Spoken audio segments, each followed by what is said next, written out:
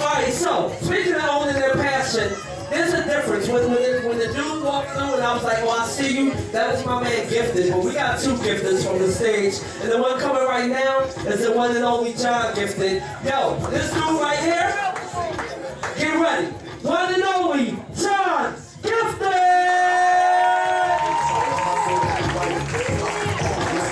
One in the keys alive, seeing them try to keep on this side of the screen.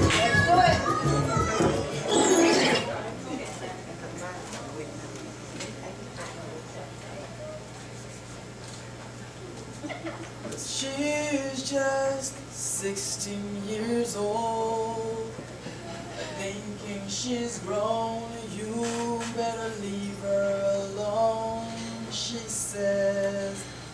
Cause she's just 16 years old, thinking she's grown, with an intangible mind, yet a body. She has the kind of body that would make pedophiles next to Exorcism 360. A motherless child in this cold world to be raised and abused by her stepfather, who took advantage of her in all the inhuman ways possible. Verbal assault, physical assault, and worst of all, sexual assault. And on his deathbed, when she was only 15, he told her that she was amount to nothing more than just 1 minus 1 in her lifetime. Selfish was he. Her disruptive childhood led her to meet him. He was 3 times her age, with no moral standards and values. He had no father and a mother who worked the street corners that could raise him to be a man, therefore the street raised him. He went from orphanage to juveniles and eventually prison. After all, what do you say to a young man when he has the goals and dream of an entrepreneur but he has no one to invest in him? He has the ambition and hunger of a prize fighter, but he has nothing to fight for. He took her in, gave her the so-called little love that she ever so needed. He protected her. He was her lover and a father figure to her. Let me not fail to remind that he was 3 times her age. He was 3 times her age. He was 3 times 16 years old.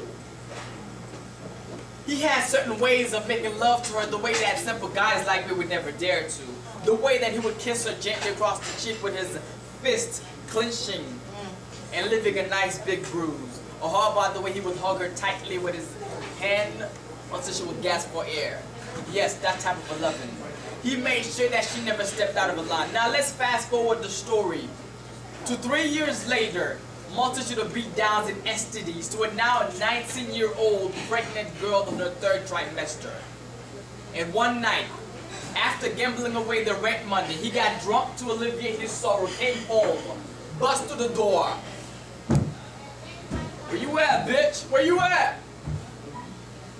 She came to him and she says, honey, please don't hit me today. The baby's been kicking. I've been at work all day. He slaps her across the face just for responding to him. And he walks to the table, awaiting a home-cooked meal, but only dirty dishes and roaches waiting for him. He came back to her, grabbed her, and swing. He had a policy. Don't duck. Take it like a man. She's not a man and not yet even a woman. She ducked. She grabbed his arm, and for the very first time, their eyesight met. Like lovers' eyesight meeting under the full moon bliss. And she told him, what about how I feel? Bitch, who the fuck care how you feel?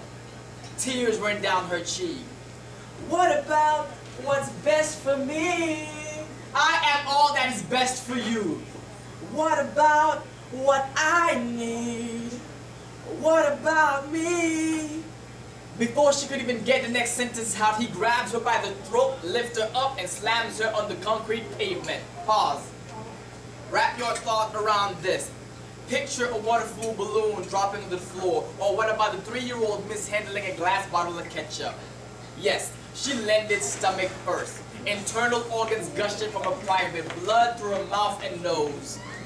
His adrenaline is rushing, knows nothing else to do, right out of the house, leaving her. Her body lays lifeless on the concrete pavement hours. And a little friend came and licked her clean so she wouldn't suffocate or throw up. The cat that was. The next morning, the mailman came to deliver a package, peeped through the open door and saw her body and called the ambulance. And as the body is being rushed to the ER, she could envision having a father to protect her, having a mother that would be there to love her, maybe going to school and even having a boyfriend. The doctor came and interrupted her from her dream. The doctor said, how are you doing today?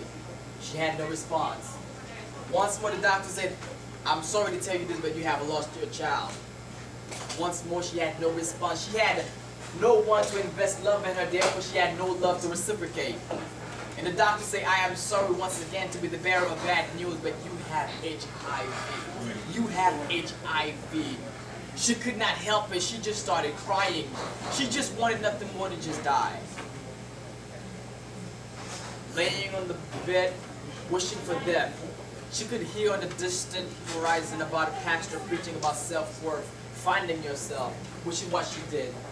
She forgave him but never forget. She went back to school and she became a motivational speaker. And one day she received a phone call from a distant lover that she ever grudged. But she agreed to go see him. Why? Because that was the Christian thing to do. And every step she took to his room, she felt like her legs were being held like shackled ankles. She dragged on with miserable pestilence to his room and she saw his decomposed carcass of a body. And he said, I'm sorry for everything that I've ever done to you. Life was merciless unto me, and that's why I never showed you no mercy. You were the only one that loved me. And I just want you to know that I'm sorry if you can only forgive me. And I am sure by now you know that we have HIV. But I am also dying from cancer. My undying wish would be to know that you can forgive me. She looked at him dead in his eye, balled up her fist. WWJD. No, not what would Jesus do. What would her favorite singer do? What would she sing to him? And it came to her in the form of a song. You say life's been hard on you, but brother, I got news. It's hard on me too. And you say the world just don't understand, but I ain't the world, my love. I was your lover. She kissed him on the forehead, forgave him, but never to forget. And that is how I was able to hear this story from the grapevine from a little birdie to pass it on to y'all. So one day, hopefully, we can all cease domestic violence. Thank you.